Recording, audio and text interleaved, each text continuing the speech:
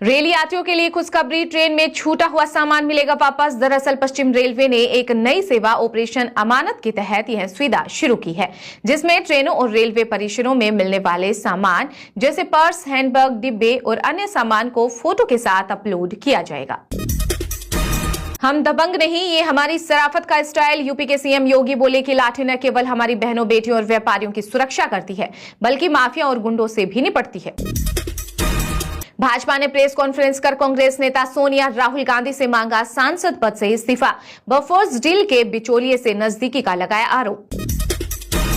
Finance bill 2025-35 बदलावों के साथ लोकसभा में हुआ पास। ऑनलाइन विज्ञापनों पर 6% डिजिटल टैक्स खत्म, अब राज्यसभा में होगा पेश। यूपी की राजधानी लखनऊ से जल्द ही 3 नए रूटों पर जल्द शुरू होगी वंदे भारत ट्रेनें। जम्मू, जयपुर और भोपाल के लिए चलेंगी गाड़ियां, हजारों यात्रियों को होगी सुविधा। आरबीआई की ओर से लोन लेने वालों के लिए बड़ी राहत। 1 अप्रैल से नए नियम होंगे लागू। भारतीय रिजर्व बैंक के इस कदम का मकसद छोटे उधारकर्ताओं को अनावश्यक वित्तीय बोझ से बचाना है।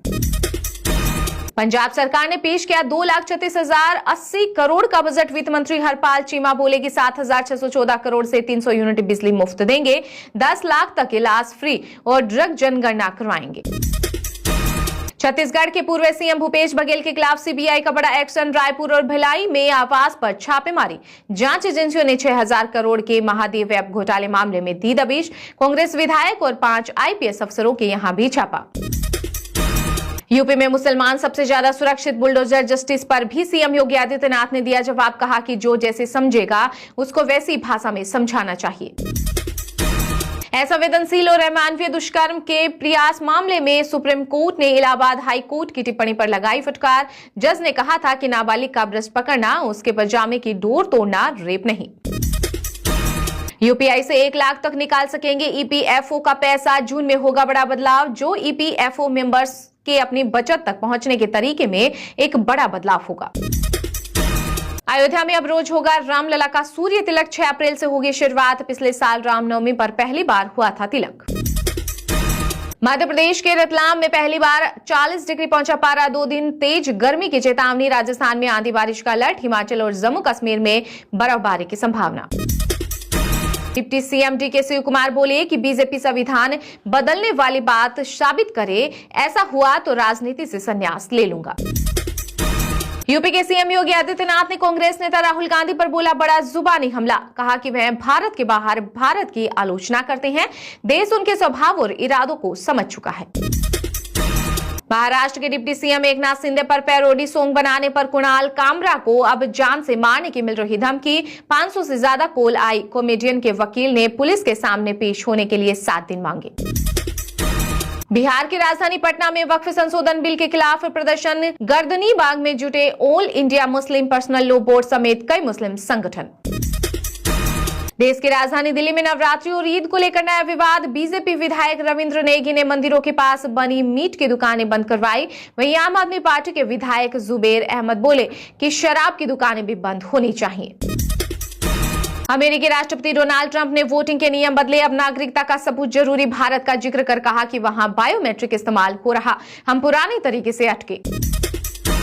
यूपी के नोएडा, गाजियाबाद में शराब प्रेमियों के लिए बम्पर ऑफर। 1 बोतल खरीदने पर 1 फ्री। ठेकों पर लगी लंबी लाइनें। इंडिया ब्लॉक में शामिल नहीं होगी जन स्वराज पार्टी। प्रशांत किशोर ने किया ऐलान। बोले कि हमारी पार्टी बिहार की 243 सीटों पर अकेले लड़ेगी चुनाव। प्रदेश के लोगों से हमारा गठबंधन। मस्जिदों पर कब्जा करके भाजपा क्या करेगी? वक्फ बिल पर गलत जानकारी फैलाने के लिए सीएम योगी ने विपक्ष को घेरा। कहा कि भाजपा का लक्ष्य है वक्फ संपत्तियों को अतिक्रमण और दुरुपयोग से मुक्त कराना है। बड़ी संख्या में पेड़ों को काटना इंसानों की हत्या से भी बदतर। सुप्रीम कोर्ट ने भी तल्ख टिप्पणी की। कहा कि बिना इजाजत नहीं काट सकते। प्रति पेड़ 1 लाख के जुर्माने को दी मंजूरी। हरियाणा की बीजेपी सरकार ने रेसलर विनेश फोगाट को दिया नौकरी का ऑफर। कांग्रेस एमएलए का सिल्वर मेडलिस्ट जैसा सम्मान। पेरिस ओलंपिक से बिना मेडल जीते लौटी थी। दिल्ली एनसीआर में आसमान से बरसेगी आग। पारा होगा 40 डिग्री। छूट जाएंगे पसीने। पहाड़ों पर आंधी बारिश का अलर्ट। साबरमती की तर्ज पर संवरेगी यमुना। सफाई को लेकर दिल्ली सरकार का बड़ा कदम। 1500 करोड़ से नदी का होगा विकास। नहीं गिरेंगे गंदे नाले। Haryanvi gun culture song ban विवाद में पाकिस्तान की एंट्री। सीएम नायब सैनी के ओएसडी व पब्लिसिटी सेल के चेयरमैन गजेंद्र फोगाट बोले कि पाकिस्तानी फंडिंग से बन रहे गाने, पंजाब से आ रहा पैसा। भारतीय क्रिकेट टीम के तेज गेंदबाज मोहम्मद शमी की दीदी जीजा मनरेगा मजदूर। यूपी के अमरोह में फर्जीवाड़ा आया सामने। एमबीबीएस छात्र, वकील और इंजीनियर को भी मिल रही मजदूरी। उत्तर प्रदेश में जमीन अधिग्रहण घोटाले के आईएएस अभिषेक प्रकाश समेत 16 दोषी। राजस्व परिषद की रिपोर्ट पर सीएम योगी ने लगाई मुहर। रंग बिरंगे फूल देखने के शौकीन लोगों के लिए खुशखबरी। श्रीनगर के पर्यटकों के लिए खुला एशिया का सबसे बड़ा ट्यूलिप गार्डन। 74 किस्मों के फूलों का कर सकेंगे दीदार। एकनाथ शिंदे की बेइज्जती हम किसी भी हालात में नहीं करेंगे बर्दाश्त। इन्फ्लुएंसर फैजान अंसारी ने कॉमेडियन कुणाल कामरा को दी जिंदा जलाने की धमकी। प्रमोशनल वीडियो में साथ दिखे सलमान, आमिर खान, गजनी सिकंदर के क्रॉसओवर से फैंस खुश। डायरेक्टर मगरू दास के साथ नजर आएंगे दोनों सुपरस्टार्स।